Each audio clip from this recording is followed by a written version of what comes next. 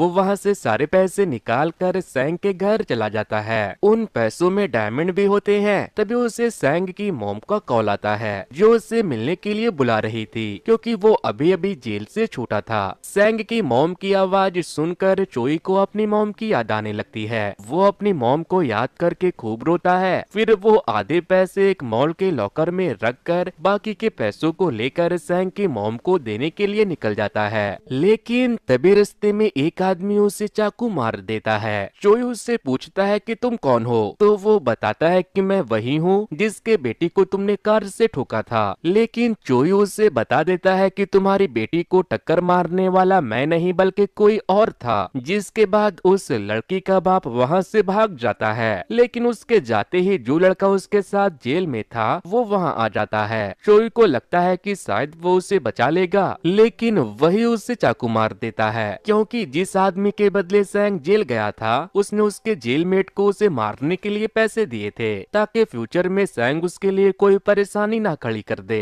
चोई एक बार फिर से मरकर डेथ के पास पहुंच गया था। चोई बहुत रोता है, क्योंकि वो बहुत परेशान हो गया था और अब उसके पास 7 लाइफ ही बचे थे। चोई डेथ से कहता है कि चलो मारो मुझे। डेथ उसे फिर से मार देती है। इस बार उसे होश आता है तो वो एक बच्चे के अंदर उठता है, लेकिन वो रोने लगता है क्योंकि उसे लॉकर से पैसे निकालने थे। तभी उस बच्चे की माँ वहाँ आती है और उसे अपने साथ लेकर गुस्से में चली जाती है। वो बच्चे को कार के पीछे बैठाकर उस पर बहुत चिल्लाती है, क्योंकि अपने बच्चे की वजह से वो बहुत डिस्टर्ब हो रही थी। वो उसे घर ले जाकर सोफे पर फेंक देती है। तभी उस बच्चे का बाप आता है और जबरदस्ती उस बच्चे को एक्सपायर्ड फूड खिलाने लगता है, क्योंकि वो भी अपने बच्चे से प्यार नहीं करता था। तभी वहाँ पर चाइल्ड अब्यूज सेंटर से कुछ ऑफिसर आते हैं, क्योंकि उन्हें पता चला था कि वो अपने बच्चे को मारते पीटते हैं। लेकिन उस बच्चे के डैड चाइल्ड वेलफेयर डिपार्टमेंट में थे, इसीलिए पुलिस वहाँ से चली जाती है। लेकिन चोई रो रो कर उन्हें रोकने की कोशिश करता है, लेकिन वो एक बच्चे की आवाज नहीं समझ सकते थे।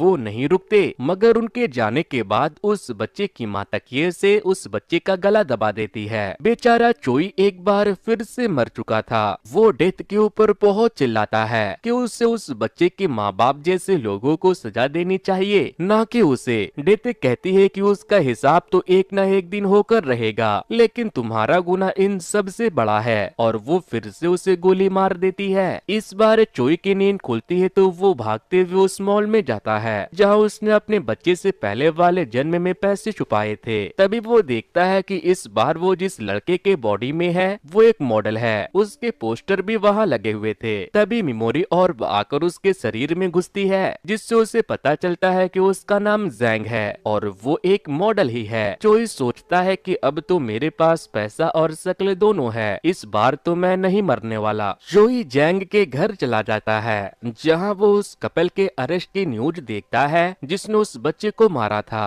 तभी उससे जैंग के एक दोस्त का फोन आता है, जो उसे एक वीआईपी पार्टी में आने के लिए कहता है। जैंग वहाँ जाता है तो उसका दोस्त उसे बताता है कि ये पार्टी टैकिंग ग्रुप के सीईओ ने रखी है। तभी वहाँ पर टैकिंग ग्रुप का सीईओ आता है। ये वही आदमी था जिसके पास चोई अपना आखिरी इंटरव्यू देने के लिए गया था। नेक्स्ट डे चोई को जैंग का बड़ा भाई उसे उठाने के लिए आता है और उसे कहता है कि जल्दी करो, तुमने कहा था कि आज तुम कैफे में मेरी हेल्प करोगे। जिसके बाद चोई उसके साथ कैफे चला जाता है और वहाँ वेटर का काम करने लगता है। लेकिन तभी वो वहाँ पर अपनी गर्लफ्रेंड जीसू को देखता है, जो हर रोज उस कैफे में कॉफी पीने के लिए आया करती थी। चोई काम करते हुए बस उसे ही देखे जा रहा था। तभी उसका भाई उसे बताता है कि वो एक बहुत ही फेमस नोवेलिस्ट है। जिसके बाद चोई यूट्यूब पर जीसू के फिक्शनल नोवेल के सक्सेसफुल होने के बाद के इंटरव्यू को देखता है, जहां वो इंटरव्यूअर को बताती है कि उसके सक्सेस होने के पीछे उसके बॉयफ्रेंड चोई का हाथ है। लेकिन उसने अब तक चोई को ये नहीं बताया कि उसका नोवेल सक्सेसफुल हुआ है। ये इंटरव्यू चोई के आत्महत्या करने वाले दिन का था। इसके बाद चोई लाइब्रेरी में जाकर उसकी लिखी हुई उस फेमस बुक को पढ़ने लगता है, जिसमें चोई और जीसू के लाइफ से रिलेटेड बहुत सी बातें लिखी हुई थी। तभी उसे रियलाइज होता है कि उस दिन जो इन्वेलप जीसू से दे रही थी उसमें उसके नोवेल्स का प्राइज मनी था। फिर चोई के कैफे जीसू से मिलने के लिए वही लड़का आता है जिसके कार से उस दिन वो उतरी थी। दरअसल वो लड़का जीसू का भाई था, लेकिन चोई ने उसे समझाने का मौका ही नहीं दिया था। फिर अगले दिन जब जीसू कॉफी पीने के लिए आती है तो चोई उसके पास जाता है और उससे कहता है कि आप बहुत अच्छा लिखती हो, क्या आप मेरी कहानी सुनना चाहोगी? जीसू कहती है हाँ, क्यों नहीं, बताओ क्या है तुम्हारी कहानी।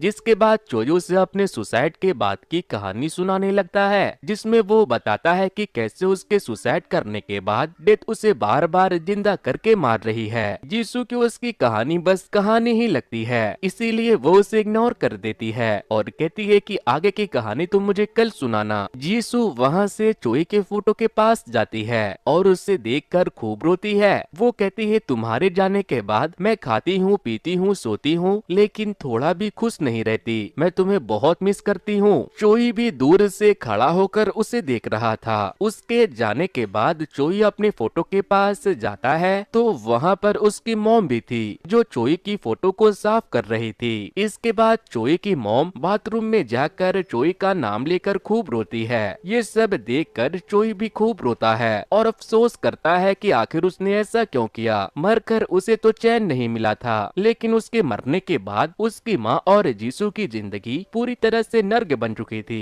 फिर नेक्स्ट डे चोई चुपके से पैसों का बैग ले जाकर अपने मॉम के घर में रख देता है। फिर जब वो कैफे में जाता है तो वो जीसू से कहता है कि आगे की कहानी मैं तुम्हें बाहर चलते हुए सुनाता हूँ। चोई सड़क पर जाते हुए हर वो स्पेशल मोमेंट जीसू को बताने लगता है जिससे उन दोनों के अलावा कोई नहीं जानता था। जीसू ये सब सुनकर रोने लगती है और उससे पूछती है कि तुम्हें ये सब कैसे पता, जिस पर चोई सब सच बता देता है कि मैं ही चोई हूँ। मेरे सुसाइड करने के बाद मुझे बार बार जिंदा किया जा रहा है और मुझे मारा जा रहा है। जीसू को कुछ भी समझ नहीं आता और चोई उसे आई लव यू कहने वाला होता है, लेकिन तभी एक कार आकर उन दोनों को टक्कर मार देती है। तभी हम देखते हैं कि ये कार टाइकिंग कंपनी के सीईओ की है और उन दोनों के मौके पर ही मौत हो जाती है। फिर जब चोई की आँख खुलती है तो वो फिर से डेथ के पास पहुंच गया था। वो बहुत रोता है। अब उसके पास बस 6 लाइफ बचे थे, लेकिन उसकी गर्लफ्रेंड मर चुकी थी जो शायद अब उसे क़यामत के दिन ही मिलने वाली थी।